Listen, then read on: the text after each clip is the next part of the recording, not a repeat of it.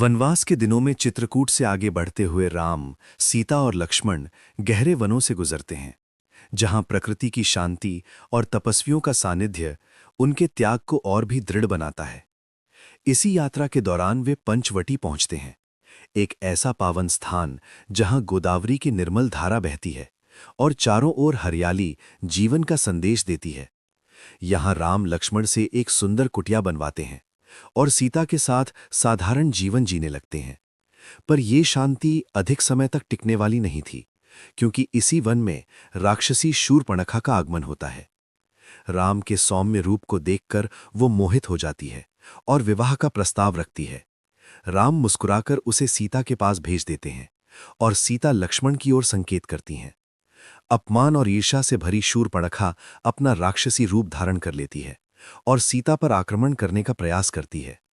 तभी लक्ष्मण अपने कर्तव्य का पालन करते हुए उसे दंड देते हैं। अपमान से क्रुद्ध शूर्पणखा अपने भाई खर और दूषण के पास जाती है और बदले की आग भड़काती है। इसके बाद पंचवटी के वन में भयंकर युद्ध होता है, जहां राम अकेले ही खर दूषण और उनकी विशाल सेना का संहार कर देते हैं। ये विजय केवल शक्ति का नहीं, बल्कि धर्म की रक्षा का प्रतीक बन जाती है। उधर शूर्पणखा अपमान और पीड़ा के साथ लंका पहुंचती है और अपने भाई रावण को राम के सौंदर्य, पराक्रम और सीता के रूप के बारे में बताती है।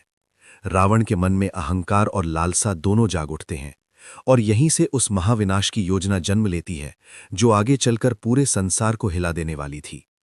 इसी बीच राम वन में आगे बढ़ते हुए मतंग ऋषि के आश्रम के पास पहुंचते हैं, जहां वर्षों से एक वृद्ध तपस्विनी शबरी अपने आराध्य प्रभु की प्रतीक्षा कर रही होती है। नारद मुनि के वचनों पर विश्वास रखकर शबरी ने अपना पूरा जीवन सेवा, भक्ति और प्रतीक्षा में समर्पित कर दिया था। जब राम उसके आश्रम में प्रवेश करते हैं, तो शबरी की आंखों से आनंद के आंसू बह निकलते हैं। वो प्रेम और श्रद्धा से राम का स्वागत करती है और कंदमूल व बेर अर्पित करती है। हर बेर को चख चख कर ये सुनिश्चित करती है कि प्रभु को केवल मीठा फल ही मिले।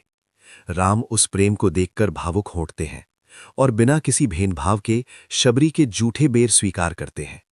उस क्षण ये सिद्ध हो जाता है कि प्रभु के लिए जाति, रूप या वैभव नहीं, बल्कि केवल निष्कलंक भक्ति ही सबसे बड़ा आभूषण है।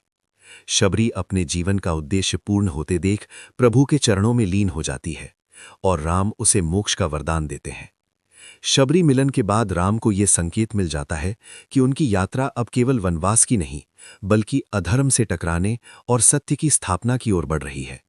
और इसी के साथ पंचवटी की वो शांति धीरे धीरे उस तूफान का संकेत देने लगती है, जो आगे चलकर सीता हरण और लंका युद्ध का कारण बनने वाला था।